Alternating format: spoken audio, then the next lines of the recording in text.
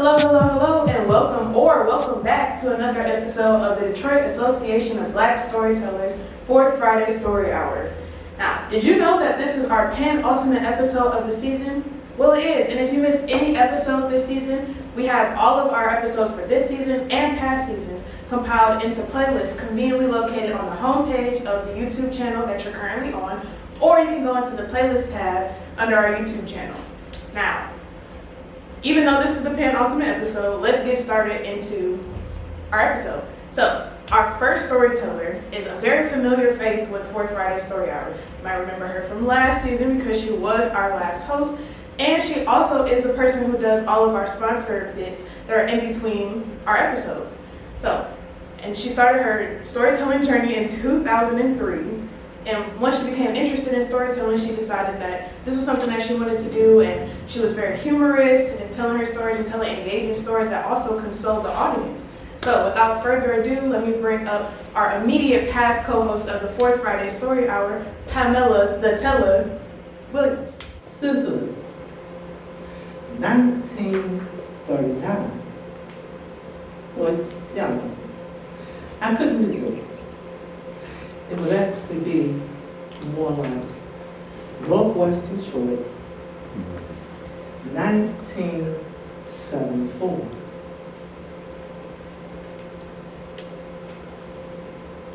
Barely 2 years since our parents bought our first home. It was a beautiful home.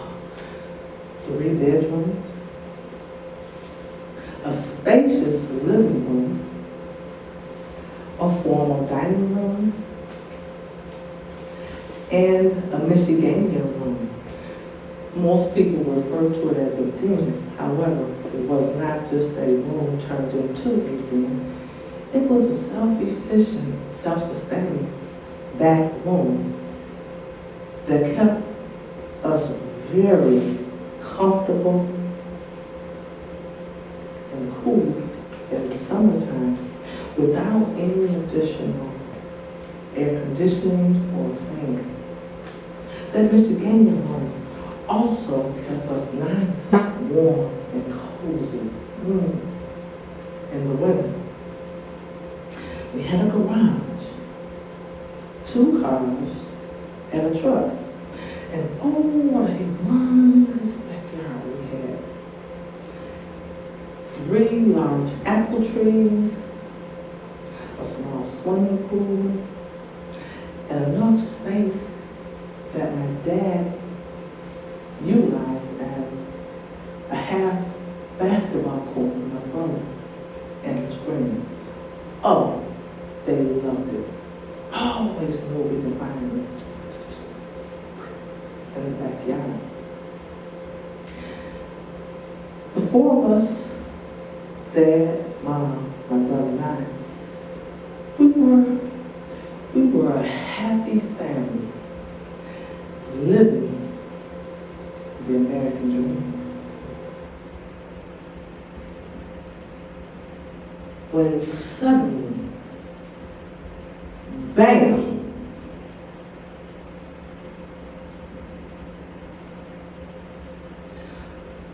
Now, most of us, well, all of us, we all live on the same earth, but we each live in our own world.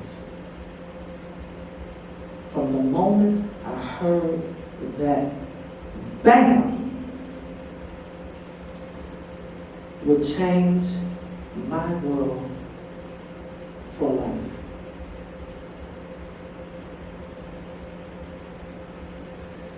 "911 was called. The paramedics arrived and drove after they loaded my dad up,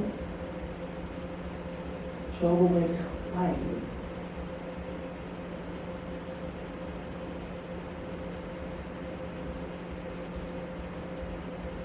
The doctors at the hospital said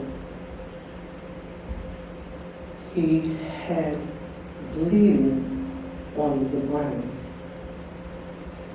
caused by the contusion that he had sustained from slipping, tripping, and falling, hitting his head on the concrete basement wall. Bang! He needed surgery.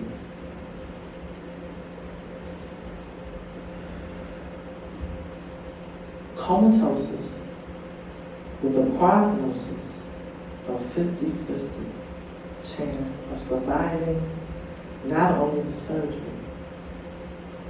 but to live.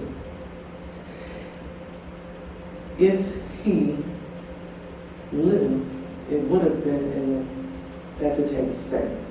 So they say. Dad opened his eyes after surgery. Thank God. He had a bewildering look on his face that was questionable, as if to say, what happened? I began to explain to him how he got to where he is right now. He took it in because he began to perspire profusely. I removed the sweat from his forehead. Continued to look around with all the machines that was in the room to support his health. We continue to pray at his bedside as a family.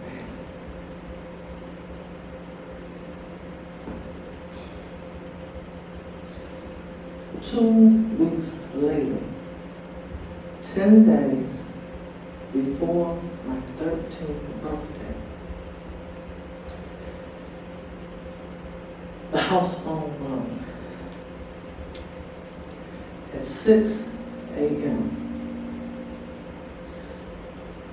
Immediately, I heard a horrific scream. It was my grandmother's response to the news she had just heard that her youngest child of 7 had passed.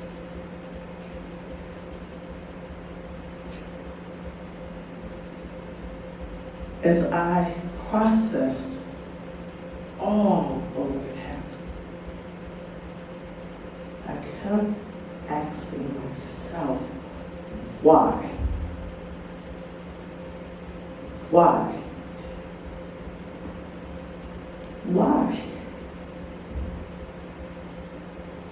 Well, as life would have it, time moved forward. You do the best that you can. It would now be 1994. My mom would come by often to visit, have fun with the family. Now that I have a family of my own. And I remember thinking, if I ever got another chance, an opportunity, as she provided for me years ago, which was to not only come by, but to take all, well, at that time, 3 of my children at one time, to give me some precious time, a long time. Now, I love my children, Lord knows I do. However, that precious time, what did I do that time?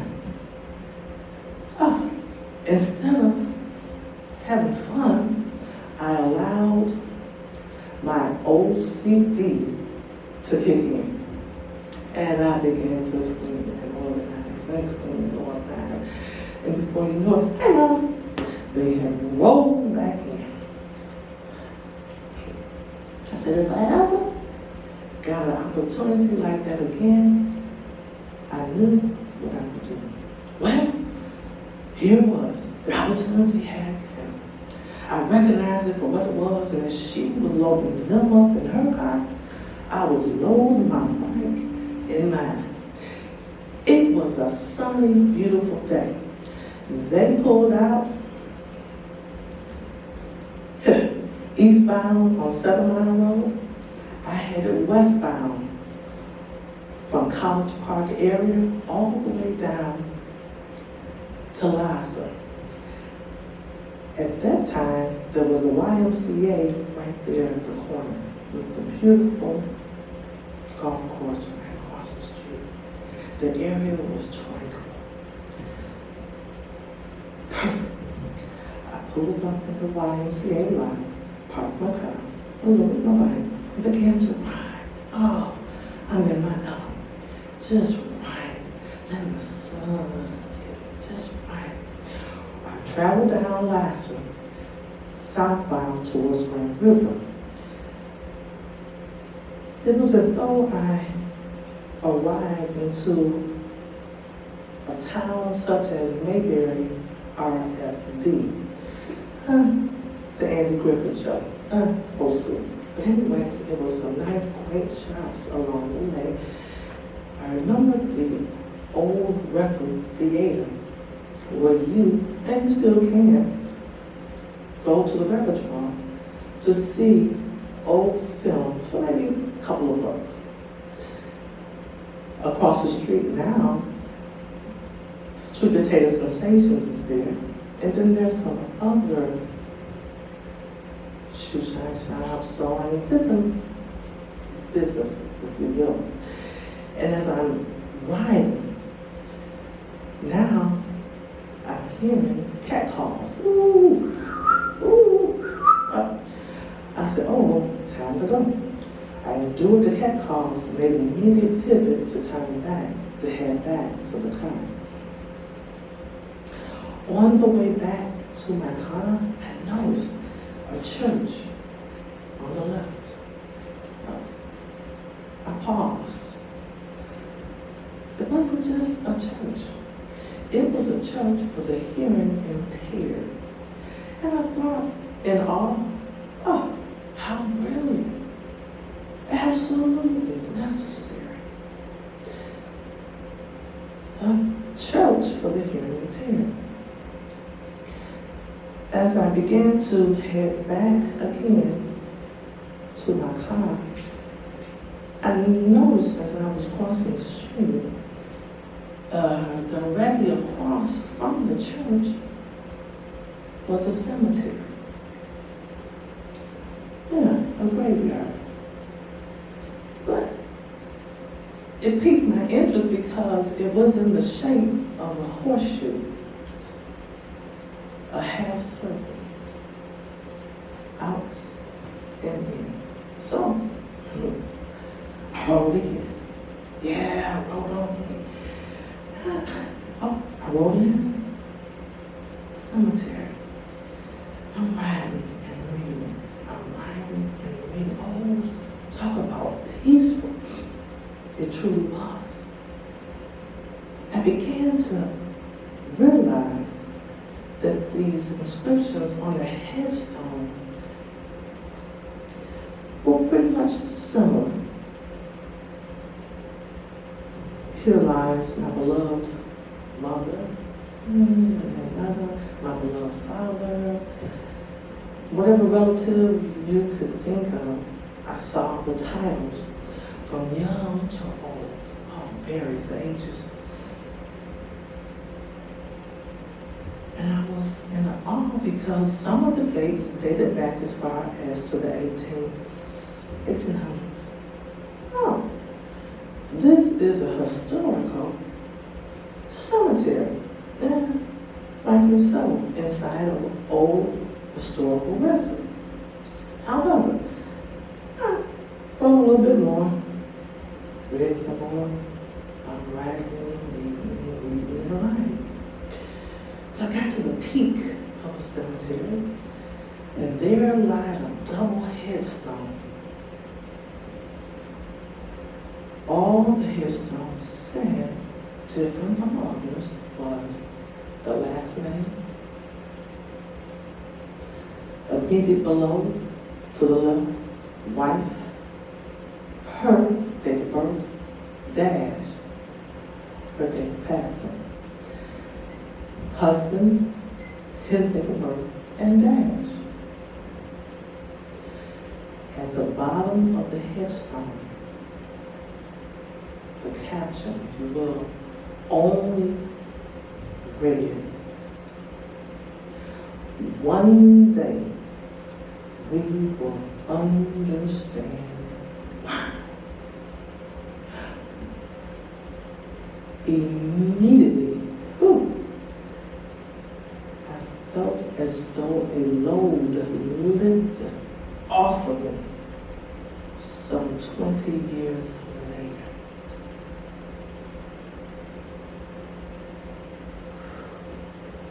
I took it in.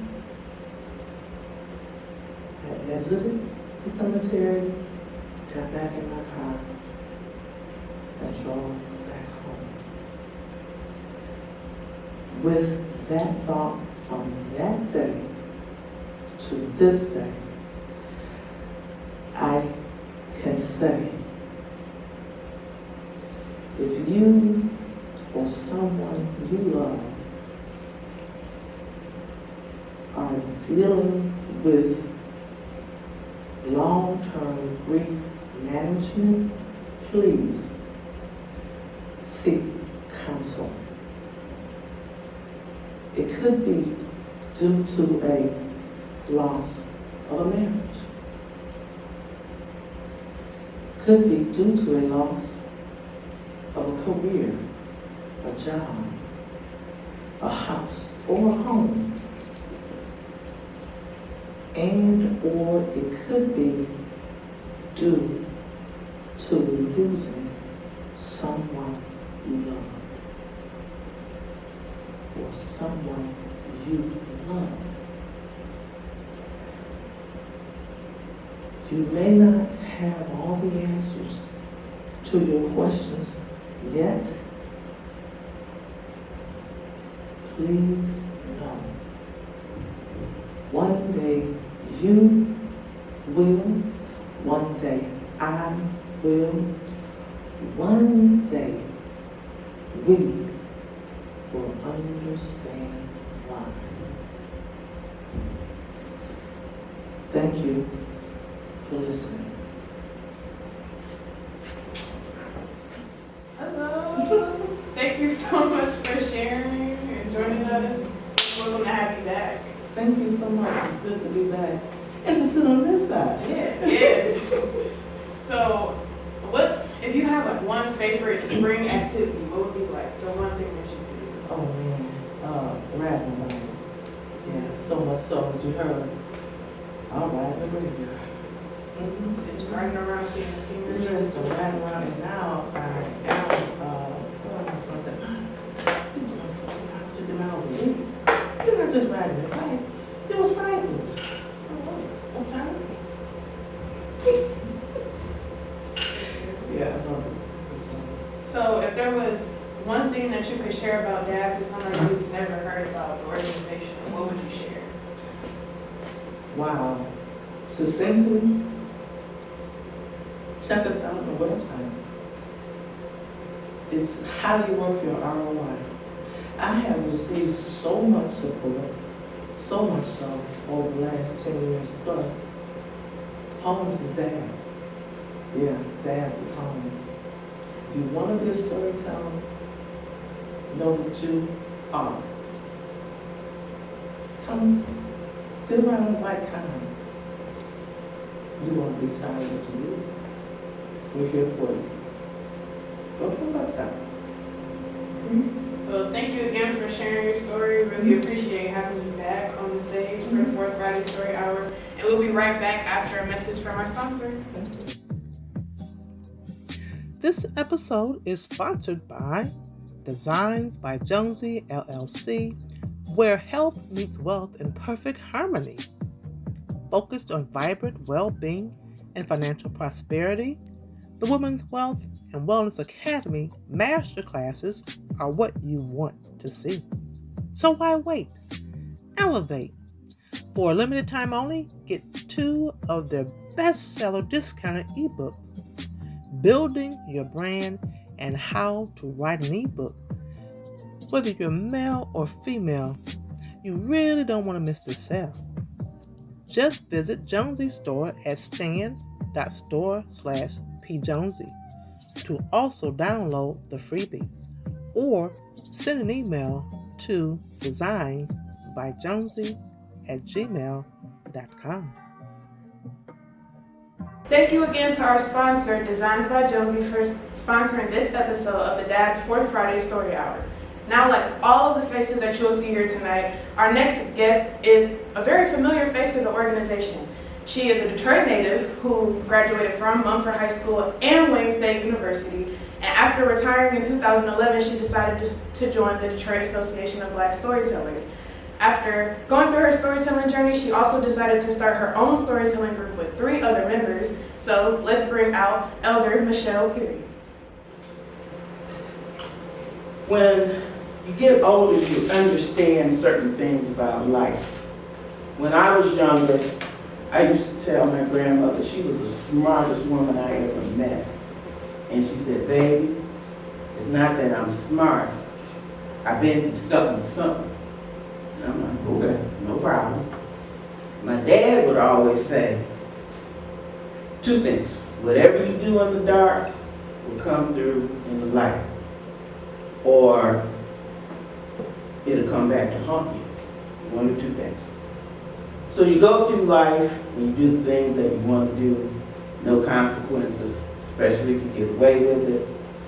And later on through the years, you do your things with the kids, but the kids know who you really are because they're with you 24 hours a day. But here comes the grandkid. And you put all this work and knowledge into them because you want them to do better than what you did, or their parents, or the other relatives. Math was never an easy subject for me. I always had to work at it. And I still do. But right now, as old as I am, I can, what's the answer? And I'm happy, because a senior citizen can do these things. My grandson comes over recently, and he always struggled with math. And I'm like, okay, another one in the family that struggles. But my daughter, through all her experience of dealing with me and the things that I had done for the kids, she went and got him a tutor immediately. I don't know what these tutors did, but he's mastered math. So he comes over and he says, Grandma, can you believe this kid got an E in math in our class? Now, I did not say yes. I said, yeah. And he looks at me because I said yeah instead of yes.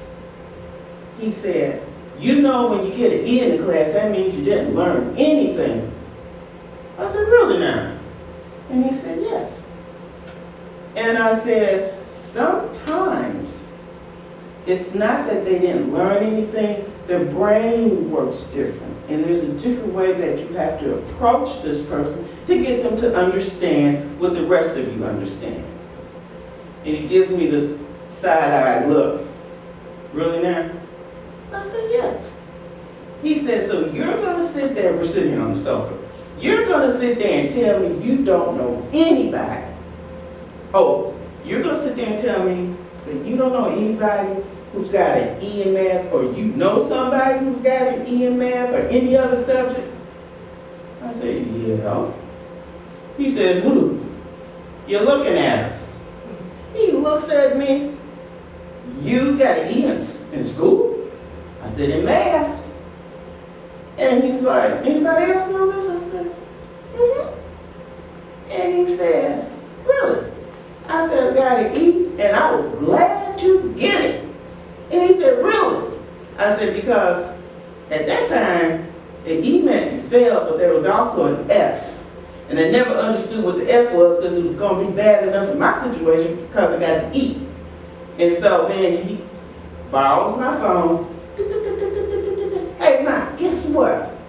Grandma got an E in math. And she says, yeah, I know. You know? Yeah, I know. So then he gets off the phone. He says, what did Gigi say? That's my mother. I said, you don't want to know. He said, did she really? I said, trust me when I tell you, you don't want to know. I said, your great-grandfather had to go to the school to see why I got to eat in geometry. And the teacher said, she's a good student. He said, I can see that. But why did she get the E in math? She just couldn't get it. So I had to take the class over, which was okay. I was in high school. Got another teacher who was really good at explaining math. Some people are good at math, but they don't know how to teach it. This one did, and I went through flying colors. He said, okay. So then he pulls out his homework. Lord and behold, it's math. I'm like, didn't I just tell this man that I don't understand math? And he's got this square root deal going on and all these algebraic equations and everything else. And he says, Grandma, I need some help. I said, baby, I can't help you. You got uncles that are good in math. Call them. So he said, Ma, he calls her. Grandma said she can't help me. She said, she probably can.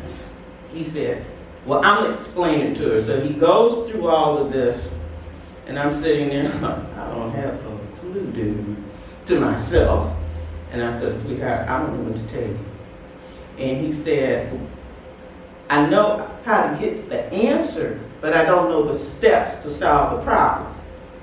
I said, okay, another thing that's going to come back and bite me. I said, well, baby, sometimes this is what I had to do. You know the answer, right? Which is what you had, right? Take the answer and work backwards. He said, Grandma, I said, trust me, I did it a lot. And that's the only way I passed on those tests, okay? So he says, okay. So he works backwards and works to the top. That's how he started that problem. So he calls one of his uncles and he says, this is my problem, blah, blah, blah, blah, blah. So on the phone, my son is working with him through this problem. He said, yep, that's what I had. So then he gets off the phone, he calls his mom back. Guess what? Grandma told me how to solve the problem. You start with the answer and you work backwards. I can hear her screaming through the phone, but I can't understand the words she's saying. And he passes me the phone. She says, I'm coming over to pick him up because your visit has been long enough. And I said, okay, no problem. So he said, what did your teacher say when you did it? I said, he scratched his head and he said, whatever works, I'm happy. And so then my daughter finally comes up and she says, did you have a good visit? He said, yeah. Grandma, you're the best. And he gives me this hug. And my daughter stands there, shakes her head. She said, you too? I swear. And she just said, bye. I don't even want to know. And I said, but we weren't finished. She said, you're finished for today, okay? Bye. And I said, well, there's another one that bit the dust. And then I stood there and I said, Nana was right. You're not smart because you're smart. You're smart because you've been through something. Okay. The next one is simple. My grandson, I love him to pieces. And I did things with him because I was retired that I couldn't do with my own kids. But I had him in preschool, which was, he was 3 or 4, whatever. And I got him in the school that was recommended by my brother and his wife with their daughter. And in the school, they taught them everything. And one of the things that they taught these babies, fiber. And it was so bad, we couldn't have birthday candles which were lit on a birthday cake. Because fire.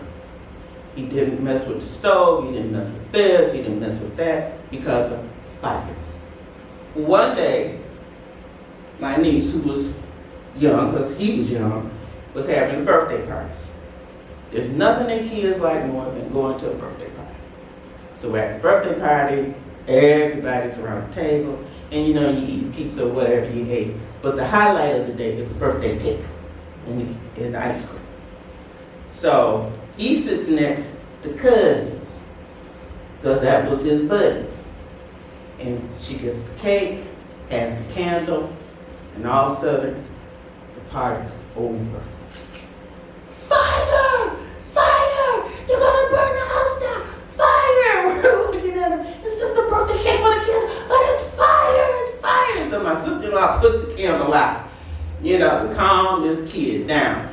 So now the fire's gone, the rest of the relatives are snickering, and he's happy. So we're sitting around there. Now the fun part. He cut the cake. And this little midget was always focused on food when food was available. So he's there and he's watching her and her mom cut the cake for everybody to go around the dining room table. And he's going to be the little helper, and he passes the cake all around the dining room table. He makes sure that he's last. Well, just so happened, my sister-in-law and myself were on the same page. We knew what he was doing. The last piece was the corner. And anybody knows the corner get double-sided frosting. And he's like, yeah, that piece is mine because everybody else has theirs. And she's looking at him smirking. And I'm looking at her like, I know you're not going to get this baby all that sugar. And I have to take him home. So she takes that corner piece and cuts it in half. So it's the same as what everybody else had. And she gives it to him. Now mind you, we're talking about a 3 or 4-year-old. He gives her the look. I know you're joking. I'm supposed to have the corner piece, she said. It's too much cake for you. He looks at her. If he could, he probably said, are you crazy? But he didn't. And he looks at the cake. Now everybody else at the table had figured out what was going on. So he looks at the cake. He looks back at her. He looks at his cousin, who doesn't understand because she's young herself. Well, you got some cake. And he looks back at the cake, and he looks at me, and I said, what's the matter? Nothing. I said, the fire's out. Mm-hmm. And so then he looks at the cake, and she would always have, I don't know if this was a word that she used to keep from using up, but she said, look, Jethro, eat the cake. Okay. And he eats the cake with the head down, and finally one of the other brothers couldn't hold it any longer. That boy thought he was going to get 2 pieces of cake because he had to cut it down. And he's looking at him like, and you weren't supposed to tell that. And so then I said, you got to be smarter than that, baby. Because you're dealing with all the other folks who are looking at their corner please like, yeah. And the reason why is because he could care less about the cake. The treat is the frosting. And when you have a cake made, one of those sheet cakes, it's double frosting because you're paying good money for the cake. And all he could see was all that frosting and the ice cream, and I'm going to be in heaven, and I'm thinking, you eat all that sugar, I will never get to bed. And my daughter's sitting there, yeah, because he's going to be with you tonight. And that's the end of my story. Welcome back to the Fourth Friday stage. Yes, yes. Okay, so, are you a more like rain and thunderstorm type of spring person, or like go out, have a picnic, frolicking flowers type of spring person? Sweetheart, I don't like bugs. I have hay fever and I have arthritis. I am not going outside to sit on the ground for a picnic. Right. And if it rains and thunderstorms, I can be indoors. I don't get wet, and I don't have to shovel rain. So, There you go. there you go. Yes. So, I was told that you helped start your own storytelling group. So, and like you got interested in storytelling from like listening to other storytellers. So, out of all the storytelling groups in Detroit, like what made you pick DAB specifically?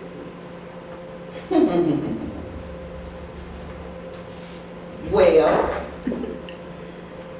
somebody whom I admired, told stories, and I would always go hear them. There were more than one. And they approached me, and they said, can you come? And at the time I was working, and I knew my job, would be a problem. And I said, sure, after I retire, I'll do it. Because I listened to some of the others tell stories, and I said, I can do that. And then we had relatives who weren't storytellers, but they did tell stories. And it was mainly the men, because the women, that was not them, it was the men. And I said, oh, I can do that. And so then I said, okay, I'll do it. And the problem was when I first went to tell a story, when you're new and you're listening to the group, and they said, why don't you get up and tell a story? Well, wait a minute, I just walked through the door. And then I said, okay, what do I know off the top of my head? And I told the story. And I tell true stories, that way I don't have to think too hard. And I told this story, and I'm looking at the group, and the person said, I'm glad you came up that end, because I thought you were nuts at first, the way the story went. And I said, no, that's a true story. And he said, okay, you'll be okay. So that's why I tell true stories, because I don't have to remember the punchlines. Fair enough, fair enough. Well, thank you again for joining us for this episode of the Fourth Friday Story Hour. And then we'll be right back after a message from Dabs on how to join Dabs.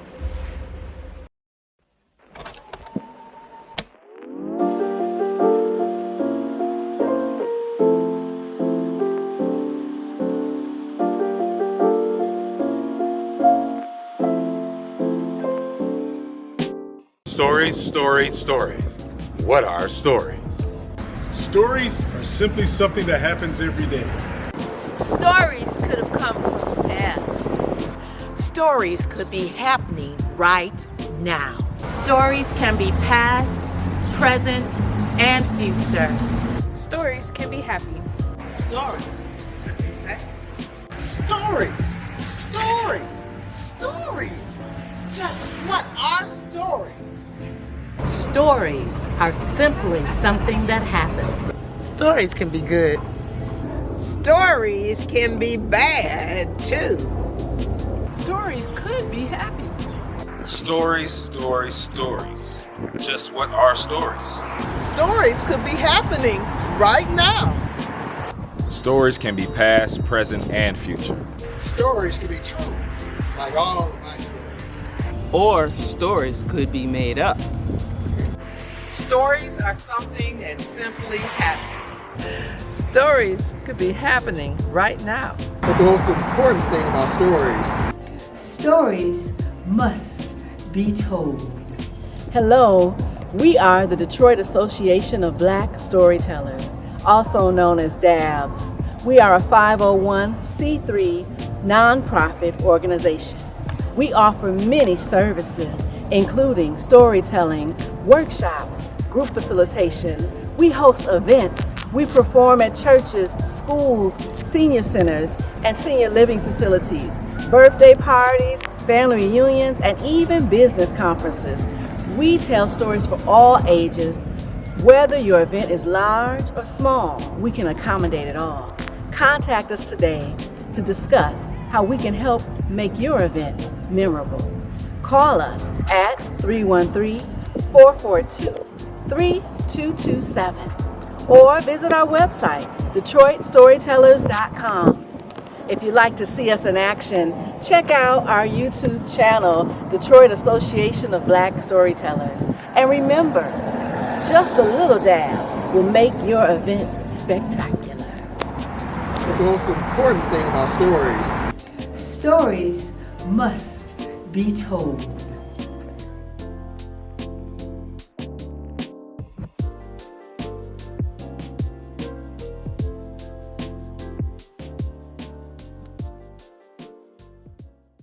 If you're interested in joining the Detroit Association of Black Storytellers, check out our website at www.detroitstorytellers.com.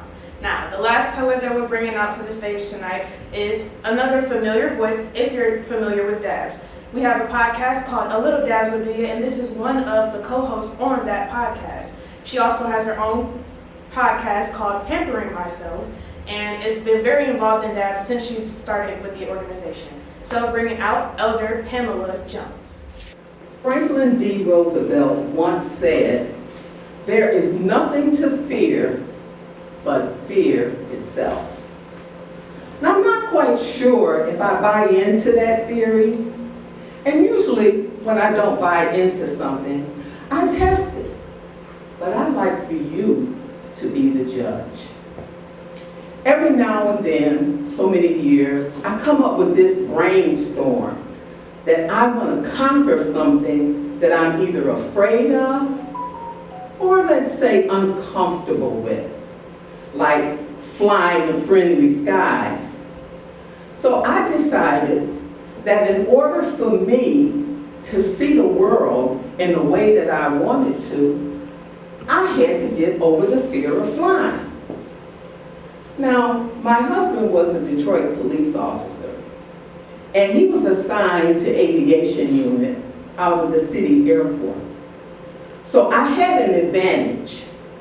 And in 1987, I decided that was going to be the year that I was going to conquer my fear. So I put him on notice. I want to take a ride. In about the next 3, maybe 4 weeks, I decided I wanted to go up. And he said, "Oh no, I'm not going to listen to you for the next 3 or 4 weeks whine about whether you want to get on the helicopter or not get on the helicopter, back and forth, back and forth. We're going Sunday." So I said, okay. But I was really looking for some time to wrap this idea around my head because, I mean, after all, this was a big decision. I was actually afraid of flying and scared, and I needed time. But he was right. Time was not going to be my friend.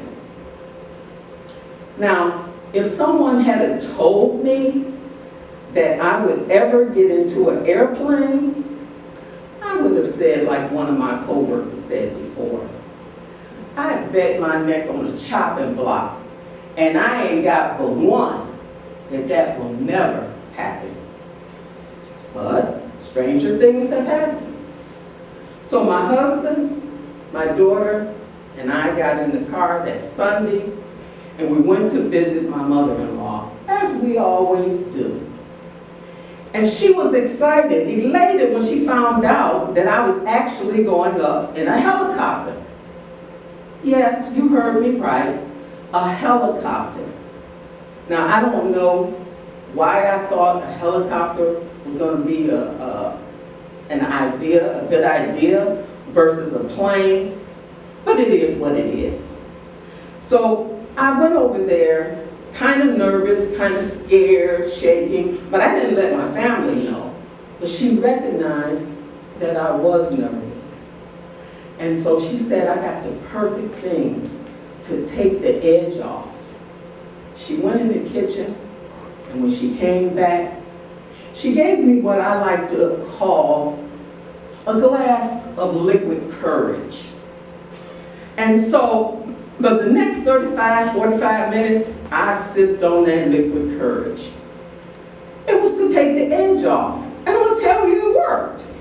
Because by the time I finished that drink, yeah, I was ready.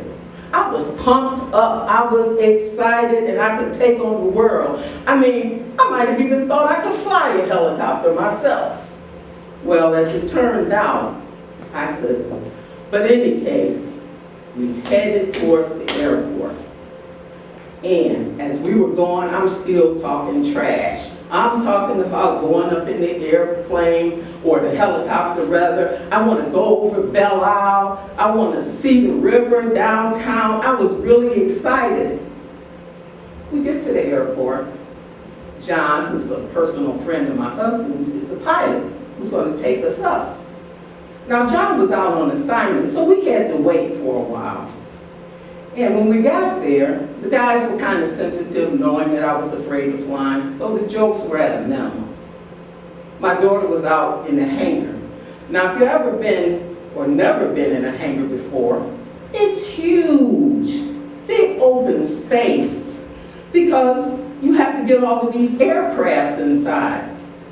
There's a 6-8 passenger plane over here, there's a medevac over here, and the helicopter's out. My daughter's saying, Mom, come look. Now, I'm in a conversation, so I just signaled to her, give me a minute.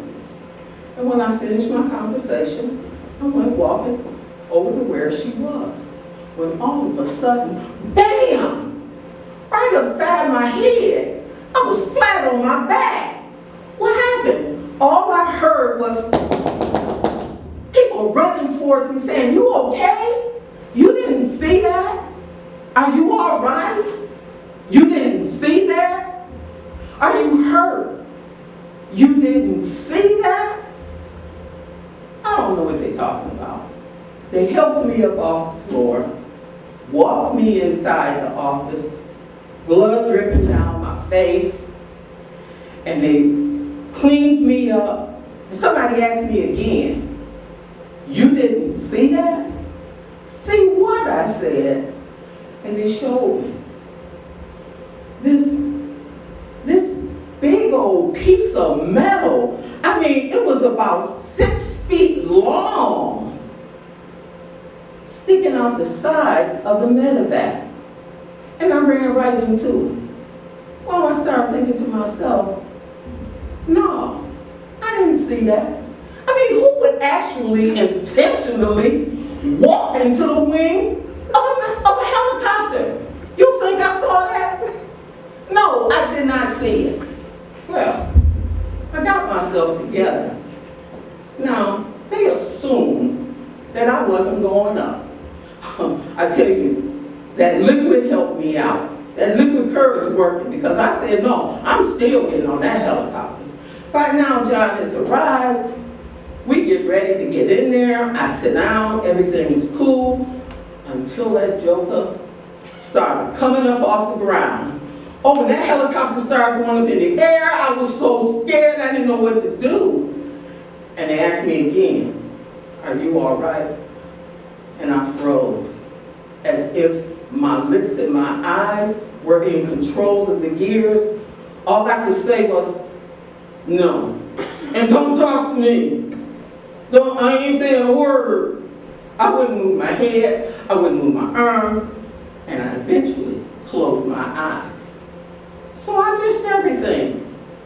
The water, the city view, and all of it. Now I can finally say, I did it. But I can also say I'm never going to do it again. So I went on, got on out the helicopter, and that was the end of it. But you think that's the end of the story? No, because Monday morning when I woke up, I had this big old knot upside my head. And when I went to work and tried to explain it to others, there were two theories. One, people believed me because you can't make that up. And two, people made up their own stories. Because who would think that you would walk into the side of a helicopter with a wing stretch at 6 feet long? Well, that was the end of that. That's my story, and I'm sticking to it. Now, fear comes in many forms. I Love Lucy is one of my favorite TV shows. Lucy was a comedian, and I used to love her. And I kind of, over the years, kind of thought all the shenanigans she got involved in were just some crazy things that of course it was scripted. Until I had some shenanigans of my own. You see, my husband worked midnights for many years. And one of the things on that long list of things that I'm afraid of is being left alone at night. So, when we lived in an apartment building, I literally used to walk around with a holster and a gun on the side of my pocket because there was only one way in and one way out of our apartment. And when we bought our first house, he decided he would do something to make me comfortable. Got a Doberman, we put an alarm on the house, and he taught me how to handle a .357 6-inch Magnum pistol. And so you think that would make me comfortable, right? Not really. I still was paranoid. Now the problem with that, and here comes the shenanigans, is whenever there was an emergency or I needed to contact him, this was before cell phones and pagers, I had to call the precinct desk. So this particular night, I called the precinct and I said, hello, I have an emergency. Now they would ask you what the emergency is for two reasons. Number one, they didn't just want people calling the precinct just to get in touch with the officers, but more importantly, because if it was in fact a true emergency, they wanted to be able to dispatch the officers in your area in case my husband couldn't get to me fast enough. Now, the reason why I made that phone call in the first place was because I saw a UFO. It was actually circling the house. Now, I know, really, the UFOs, you know, it's not like it, back then it wasn't breaking news like now. Everything is breaking news. Well, eventually they determined UFOs were in the sky.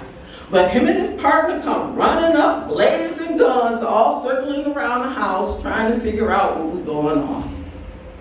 Okay.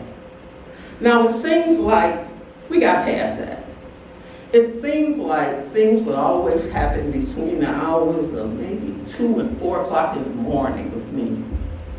On this particular occasion, I was in the house, sleep. I actually fallen asleep. And I had the habit of sleeping with the gun under my pillow. And out of nowhere, I heard this loud explosion, and it woke me up. I grabbed that gun, and I ran down the stairs, or should I say I tumbled down the stairs with that gun in my hand. Thank goodness it didn't go off. And I ran to the front door when all of a sudden I realized I left my child in the bedroom. So I got to go back and at least get her. And I don't know why I'm going out this door. So I bent down to put that gun on the floor, and I couldn't get back up. I had to hurt my back. Well, you know what that means, right? I got to call the front desk again. So it took me 20 minutes to get to that phone. Hello. I'd like to leave a message for Officer Jones. Is this an emergency? Yes, sort of. I explained to them, and of course he came home, and we made that trip to the emergency room. Well, there was this one thing that broke the camel's back. Straw that just put an end to it all. He was asleep one day, upstairs in the bedroom. And I was supposed to wake him up in time to go to work. Only I fell asleep downstairs on the couch and didn't know. All of a sudden, I hear, yes, he come bouncing down them same stairs I fell down, and I immediately got startled. I reached up under the couch, I pulled out that .357, and I did something I had never done before. I cocked it. And when I did, I realized that it was him. He went straight across the stairway into the bathroom, and I said, Brad, yeah, you forgot to wake me up. I cocked the gun. What? I cocked the gun. Before I could finish my explanation, he said, I want to hear you put the gun on the floor and come out of the room. No, I'm thinking, he joking seriously. But no, he was serious. He said, no, I want to hear that gun hit the floor and you walk out the room. And so I did. Now, what broke me from sleeping with that gun and putting it under my pillow was he said something to me like, one day, you're going to either hurt me, our daughter, or yourself if you don't keep that gun out of your hands. Keep it from under the pillow. I had become obsessed with it because I was afraid. So that broke me. He took my gun away from me that night. Eventually, I got it back and I learned more safety features. I'm gonna tell you, it was within reach. Only this time when I jumped up, I had to go and reach for it. It was not as convenient as being under my pillow, under the chair, or the bed. So I learned some very important facts about Franklin D. Roosevelt's statement. Nothing to fear but fear itself. Because I had fear of flying, and then I overcame it, thanks to the liquid courage. And then the fear came back. And then my fear of being in the house alone and all the different things that went on during the course of the night. Eventually he got off midnights, which was good because I had made several phone calls to the precinct. I think it was a running joke. But either way, it is what it is. But when I think about the fear, nothing but fear itself, well, it all depends on you, what it is you're afraid of. But I understand the concept. The concept is to be not afraid of the thing that frightens you, but of the fear of the thing. And I just decided, what the heck? If it is, I'm afraid of it, I'm afraid of it. And I'm gonna try to get over it the best way I can. So once again, that's my story, and I'm sticking to it. Thank you. Hello, thank you for sharing your story with us today. Thank you, it's my pleasure. So, I know you have a podcast called Pampering Yourself. So what is your favorite way to pamper yourself in the springtime? I love sitting on my patio. Actually, that was part of the concept that initiated the pampering myself. I'd sit on the swing, and I would swing back and forth and just look at the trees, the birds, the squirrels, and I take my iPad out there. Sometimes I listen to music, sometimes I watch a movie, sometimes I just get in awe with nature and just swing. And because I enjoyed that so much, when the fall came, the winter, I created a serenity room in the basement so that I could recapture what I did in the spring. So like man cave, or like make it one. It's my room inside the man cave. Okay. Love that.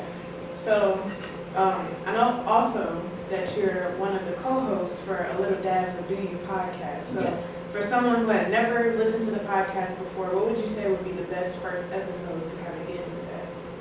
Well, I would suggest they start from the beginning because it's actually a process where Williams and I go through how to tell a story from the beginning to the end. So each part plays an importance of building up upon telling a story. So I would suggest they start from the beginning and work their way through. And then listen to the interviews because it is members giving their expert opinion on the subjects that we talked about. Well, thank you again for sharing with us. Thank you. And we'll be right back again after a message from our sponsor. This episode is sponsored by Designs by Jonesy LLC, where health meets wealth in perfect harmony. Focused on vibrant well-being and financial prosperity, the Women's Wealth and Wellness Academy masterclasses are what you want to see. So why wait? Elevate. For a limited time only, get 2 of their bestseller discounted ebooks, Building Your Brand and How to Write an Ebook. Whether you're male or female, you really don't want to miss this sale. Just visit Jonesy's store at stan.store/pjonesy to also download the freebies, or send an email to designsbyjonesy@gmail.com. Thank you again to our sponsor for sponsoring tonight's Fourth Friday Story Hour, Designs by Jonesy. And thank you again to our storytellers this evening for performing Elder Michelle Peary, Elder Pam Jones, and Pamela Williams. As this is my last episode of the Fourth Friday Story Hour, thank you so much for allowing me to host and tuning in every month to watch the storytellers. And don't forget to tune in next month for the season finale of the Detroit Fourth Friday Story Hour, Season 4, for the Men of Dabs. Let's do it again. Thank you again for watching, and we'll see you next time. Have a good night. Thank you for attending tonight's program presented by the Detroit Association of Black Storytellers. All rights of Dab's Fourth Friday Story Hour is a copyright of the Detroit Association of Black Storytellers and cannot be rebroadcasted or re-recorded without the written permission or consent of the Detroit Association of Black Storytellers, Incorporated. If you missed any of tonight's performance, you can tune into Dab's podcast for a replay on Buzzsprouts or whoever your podcast provider is. Or come here, the Detroit Association of Black Storytellers YouTube page. Subscribe, it's free. If you live in the Detroit area and have an interest in becoming a storyteller, please contact Dabs at dabsstorytellers@gmail.com. That's dabsstorytellers@gmail.com, or call 313-442-3227. That's 313-442-3227. If you happen to live outside of the Detroit area and interested in becoming a storyteller, please visit the National Association of Black Storytellers website or call 410-947-1117 or email at questions@nabsinc.org. That's either call 410-947-1117 or email at questions@nabsinc.org. NABS will connect you with a storytelling association in a city near you.